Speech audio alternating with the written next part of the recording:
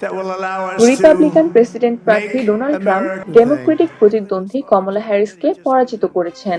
যুক্তরাষ্ট্রের নির্বাচনের ফলাফলের উপর ভিত্তি করে ফক্স নিউজ ও অন্যান্য শীর্ষস্থানীয় সংবাদ মাধ্যমের প্রতিবেদনে বলা হয়েছে যে ট্রাম্প পেনসিলভেনিয়া, নর্থ ক্যারোলাইনা এবং জর্জিয়ার মতো গুরুত্বপূর্ণ ব্যাটেল গ্রাউন্ডগুলোতে জয়লাভ করেছেন, যা তার বিজয়কে আরও শক্তিশালী করেছে।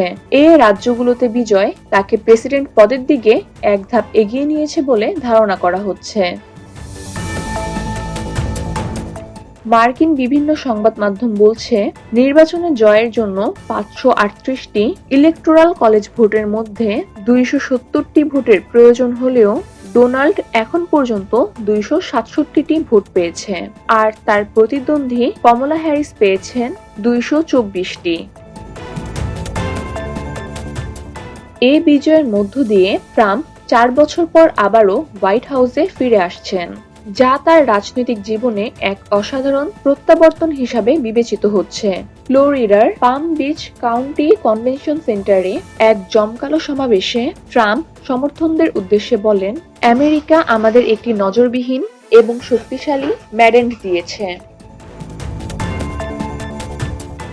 এবার নির্বাচনের শুরু থেকে ডোনাল্ড ট্রাম্পকে সমর্থন দিয়ে আসছেন বিশ্ব শীর্ষ ধনকুবের ও মার্কিন প্রযুক্তির প্রতিষ্ঠান টেসলার প্রধান নির্বাহী কর্মকর্তা ইলন মাস্ক। মার্কিন এই ধনকুবেরকে তারকা বলে অভিহিত করেছে ট্রাম্প। তিনি বলেছেন, ইলন মাস্ক একজন তারকা। বিজয়ী ভাষণও এই প্রযুক্তি বিলিয়নিয়ারকে উৎসর্গ করেছেন তিনি। মাস্ককে তিনি চমৎকার মানুষ বলেও বর্ণনা করেছেন। ওয়েস্ট পাম বিচে ভাষণ দেওয়ার সময় ট্রাম্পের সঙ্গে ছিলেন স্ত্রী মেলানিয়া ট্রাম্প ও তার সন্তানরা।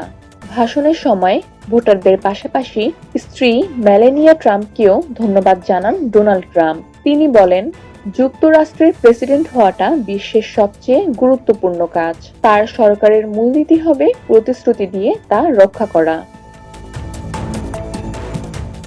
ট্রাম্পের জয়ের খবরে বিভিন্ন রাজ্যে উৎসবে মেতেছেন তার সমর্থকরা। ট্রাম্পের নির্বাচনী প্রচারের প্রধান কার্যালয় থেকে বিবিসিকে জানিয়েছে, ফক্স নিউজ যখন প্রেসিডেন্ট পদে ডোনাল্ড ট্রাম্পের জয়ের অনুমান করেছিল, তখন হলে উপস্থিত সমর্থকরা উল্লাসে ফেটে পড়ে।